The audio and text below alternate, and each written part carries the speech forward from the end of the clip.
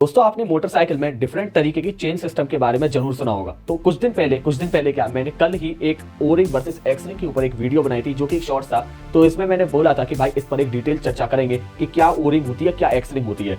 लोगों को यही पता होता है कि हाँ इन दोनों में रबड़ का पार्ट होता है, लेकिन डिटेल जो अंदर की जानकारी है ना वो इतना नहीं पता होता कि और तरीके से कैसे काम करती है, क्यों ये ओरिंग वाली से और नॉन ओरिंग वाली से महंगी होती है। ठीक है, तो आज इसी मुद्दे पर अपन चर्चा करने वाले। ठीक है, तो बने रहे वीडियो में और बिना समय बर्बाद करते हुए वीडियो को स्टार्ट करते हैं।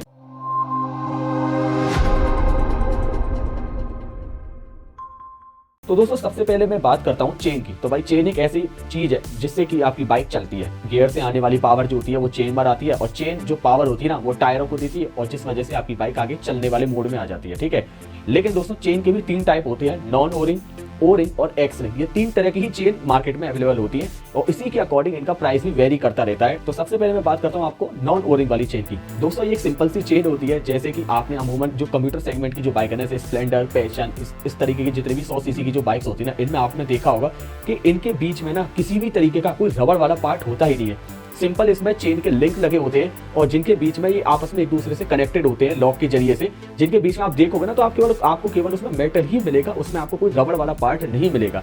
तो जिसकी वजह से इनकी जो कॉस्ट भी होती है ना वो कम होती है, इनकी ड्यूरेबिलिटी भी उसी हिसाब से कम होती है।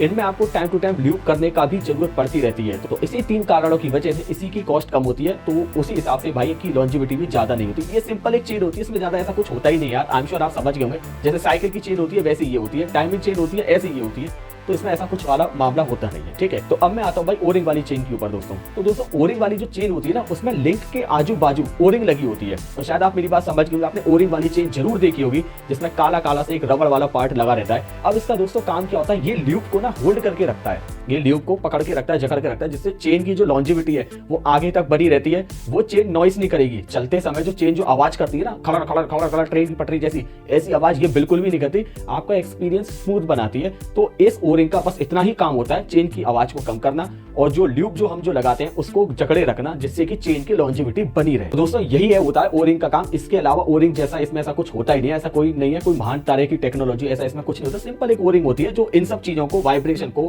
कम करने में मदद करती है। ठीक है, तो भाई अब बात करते हैं एक्स रिंग की। तो दोस्तों एक्स रिंग एक ऐसी चेन होती है ना जो होती है ओरिंग की तरह, लेकिन आप एक्स रिंग को जब आप काटोगे ना मतलब एक तरफ से जब आप काटोगे तो आपको उसमें एक्स शेप की मिलेगी। ठीक, दोस्तों वीडियो पर दिखाए तरीके से आप लोग देख सकते हैं, जहां मैंने एरो के जो निशान बना रखे हैं ना ये इस तरीके की एक्स शेप की होती है। ठीक है, नॉर्मल ओरिंग में आपको सिंपल एक ओरिंग दिखेगी जिसमें आपको किसी भी तरीके की कट्टन पिट्टन नहीं मिलेगी, लेकिन एक्स शेप की जो होती है ना वो भाई इस तरह की होती है। जहां मैंने चारों तरफ ये जो एरो जो बना रखे हैं इस तरीके से, इस तरीके से, इस तरीके से, इस तरीके से, जो इस तरीके का जो सेटअप होता है ये ल्यूब को ज्यादा समय तक होल्ड करने में मदद करता है दोस्तों।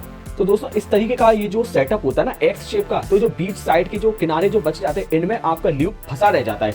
ओरिंग में क्या होता है, ओरिंग में ल्यूब फंसता नहीं है, ओरिंग में आजू बाजू रहता है, लेकिन कुछ टाइम बाद वो वहां से भी निकलने लगता है। ओरिंग में ये प्रॉब्लम आती है, जरूर वो चेन नॉइस को कम करेगा, लेकिन वहां से भी कुछ टाइम बाद ल्यूब निकल जाएगा, जिसकी आपकी जो लॉन्जिविटी है वो कम होती है।